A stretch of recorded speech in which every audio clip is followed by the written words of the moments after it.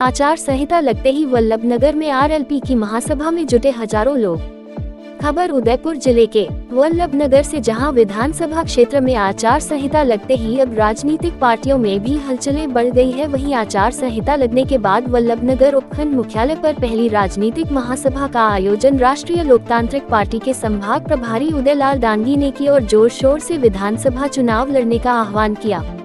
मंगलवार को वल्लभनगर कस्बे के दशहरा चौक में आयोजित महासभा में डांगी पटेल समाज सहित आरएलपी के कार्यकर्ता और हजारों लोग जुटे व एकजुट होकर उदयलाल डांगी को चुनाव लड़ने में समर्थन दिया।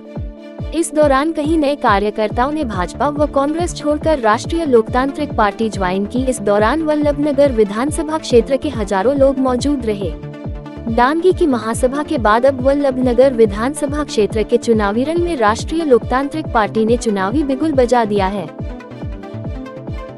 नमस्कार, ई न्यूज़ 79 में आपका स्वागत है। मैं हूं शोभालाल जाट आपके साथ। इस वक्त हम मौजूद हैं उदयपुर जिले के वल्लभनगर में, जहां पर राष्ट्रीय लोकतांत्रिक पार्टी द्वारा आज एक भव्य आयोजन किया गया, जिसमें यहाँ के विधानसभा प्रभारी कह सकते हैं या मेवाड़ के प्रभारी कह सकते हैं उदयलाल जी डांगी जो हमारे बीच में मौजूद है। आपकी मुख्य आतिथ्य में ये सभा आयोजित की गई थी और इस सभा का क्या उद्देश्य है और इस सभा को आयोजित करने में इनका मुख्य किरदार किस तरह से था, जानते हैं। सर, सबसे पहले आपका हमारे ई न्यूज़ 79 में बहुत बहुत स्वागत है। किस तरह का आयोजन था?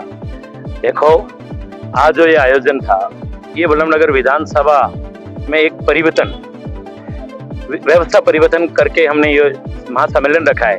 हम चाहते हैं कि राजस्थान के अंदर भी व्यवस्था परिवर्तन हो। उसको लेकर इस संभाग पर वल्लभनगर विधानसभा में आचार संहिता लगने के बाद पहला एक कार्यक्रम रखा है। इस कार्यक्रम हम चाहते हैं कि व्यवस्था बदले।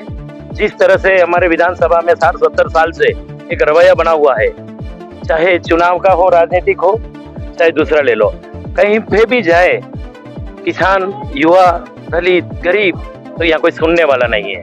पुलिस, थाना, आरएसीबी, पीडब्ल्यूडी, वाटर वर्क, जो भी डिपार्टमेंट है, पंचायत समिति, चाहे तहसील हो, यह व्यवस्था कुछ अलग ही बना रखी है। राशन की हर आदमी को हफ्ता देना पड़ता है।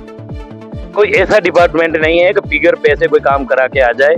ये हमारी विधानसभा के अंदर सिस्टम बना हुआ है। हम वल्लभनगर विधानसभा के सभी युवाओं और मतदाता और कार्यकर्ता चाहते हैं कि यहाँ की व्यवस्था बदली जाए और यहाँ जो एक विरासत की राजनीति है वो भी बदली जाए और एक किसान का बेटा वल्लभनगर विधानसभा में चुन के जाए। ये वल्लभनगर के विधानसभा के सभी मतदाता और कार्यकर्ता चाहते हैं। सर, इस सभा के बाद में ये हम कह सकते हैं कि क्या ये राष्ट्रीय लोकतांत्रिक पार्टी के माध्यम से आपका शक्ति प्रदर्शन है? निश्चित रूप से मैं राष्ट्रीय लोकतांत्रिक पार्टी का सुप्रीमो हूँ। भाई हनुमान जी बेनीवाल आज यहाँ नहीं आ पाए क्योंकि आचार संहिता लग गई और वो भी अपने अपने 200 विधानसभा पे उनको पूरा काम करना है। तो ये तो है ही है। मैं वल्लभनगर विधानसभा के अंदर राष्ट्रीय लोकतांत्रिक पार्टी से चुनाव लड़ा हूँ और अब इस बार निश्चित रूप से वल्लभनगर विधानसभा में यहाँ के कार्यकर्ता मतदाता जीत दिलाएंगे, ये मुझे पूरा विश्वास भी। सर, वल्लभनगर के साथ साथ में आप मेवाड़ के भी प्रभारी माने जाते हैं राष्ट्रीय लोकतांत्रिक पार्टी के, तो टिकट वितरण को लेकर ये जो सभा है इन पर 28 विधानसभा है, इस पर किस तरह का टिकट वितरण का आयोजन है? कितनी विधानसभा पर आप टिकट वितरण करना चाह रहे हैं? देखो, मैं तो मेरे यहाँ के जो भी प्रत्याशी 28 विधानसभाओं से आ रहे हैं उनका पैनल बना के मैं सुप्रीमो भाई हनुमान जी बेनीवाल को भेजूंगा। हमारे सुप्रीमो तय करेंगे किसको टिकट देना, वो उनका काम है पूरा। क्या इस बार 28 विधानसभा पर राष्ट्रीय लोकतांत्रिक पार्टी अपने प्रत्याशी उतारने वाली है?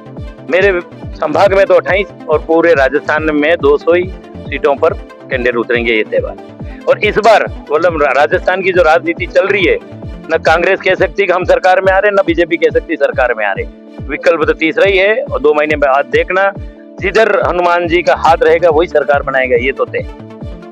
बहुत बहुत धन्यवाद। जैसा कि आपने देखा कि हमारे बीच में मेवाड़ के प्रभारी उदयलाल जी डांगी जो कि वल्लभनगर विधानसभा में आज एक भव्य सभा का आयोजन किया है, इसके माध्यम से इन्होंने साबित कर दिया है कि किस तरह से राष्ट्रीय लोकतांत्रिक पार्टी एक तीसरा मोर्चा इस मेवाड़ में साबित हो रही है। साथ ही इनका कहना है कि 28 विधानसभा पर इनके प्रत्याशी उतरने वाले हैं और राजस्थान में 200 सीटों पर इस बार राष्ट्रीय लोकतांत्रिक पार्टी अपने उम्मीदवार उतारने वाली। बहुत बहुत धन्यवाद।